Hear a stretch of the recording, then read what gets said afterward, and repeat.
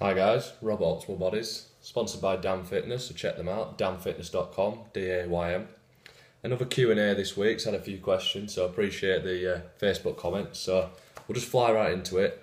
I've got four, but I usually end up yabbering on about each one, so it'll take longer than you think. So anyway, so I've got a message saying, should you use straps in the gym? Now, I believe usually there's no yes, no definitive answer for a lot of questions that get asked. So, I'd say yes if your primary goal was to increase strength. So you're really going for strength and increase muscle size for that matter, so a bigger, stronger muscle, you can use a heavier weight. So straps, tied around your wrist, say like you're doing a deadlift, once your grip fails, it allows you to overcome that, and it basically tricks the system into being able to lift the weight without having to grip it too hard. Now that's great because you can lift a heavier weight, causes more muscle damage, more growth, etc. You're going to get bigger and stronger. Now the negative side of beating that system, you're tricking the system. Your brain it's all regulated from your grip. How hard you grip tells your brain that you're lifting a heavy weight, which makes sense. So you pick something up, what happens is your brain upregulates. You get all these neural spillover, so you get this signal down your spinal cord into all the nerves that feed your muscles, and it upregulates them. So what you can do is you can squeeze a fist really gently, and then gradually increase as hard as you can, and other muscles start to jump into it. But I'm not doing a bicep curl, I'm just gripping. So you can see how that's my brain saying, this is very heavy, he's gripping really hard.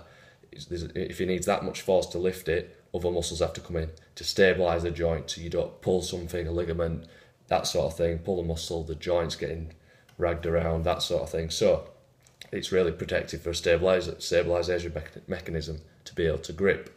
So it's your choice. Go for strength, but there's potential injury if you don't use it, in my opinion. So, another one. HIT, HIT training fasted, getting out of breath. Should you do it? Is there potential muscle loss? Now, first of all, are you truly fasted? You've got your liver, all your muscle glycogen stores that are getting used during that sprinting portion. That's the anaerobic pathway that gets used. So you're using carbs basically if you're going all out in that interval. So if you've got carbs, that's fine. If you're actually truly drained, which there's a lot of symptoms which I don't want to go into too much, but if you are, then there is potential loss of muscle because your body will break down protein and turn it into glucose. Basically because fat can't keep up for the sprint, so it'll use protein, muscle protein, amino acids in your system to convert into glucose so you can do the work. Now, as I said, there's a way of getting around this. You can have a nice, slow absorbing protein.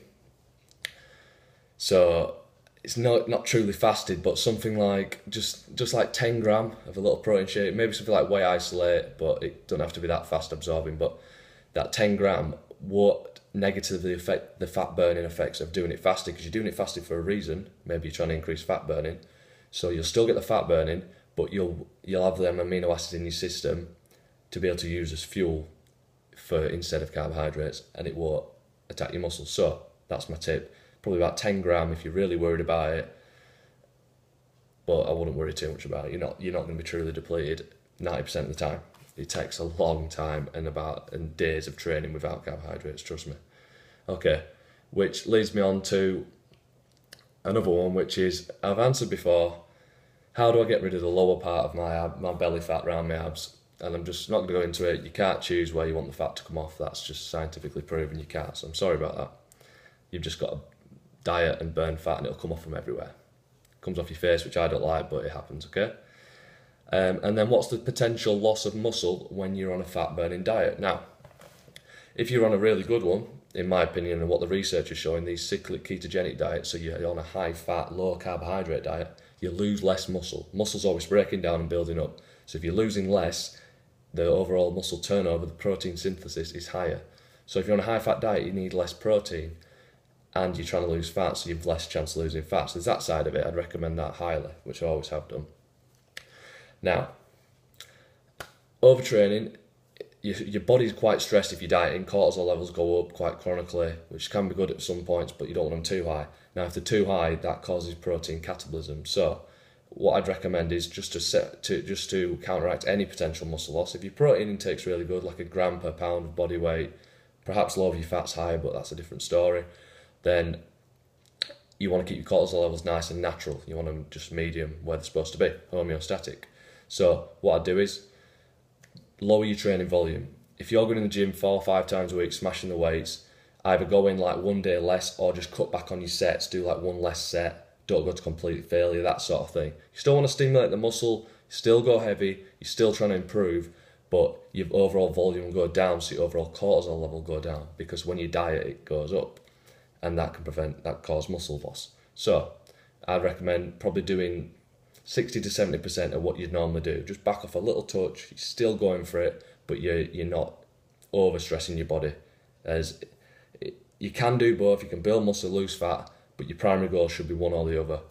And that's in my opinion. So thanks guys, keep the questions coming, and if there's enough this week, I'll make another video or we'll do it next week. So thanks for listening, over and out, cheers.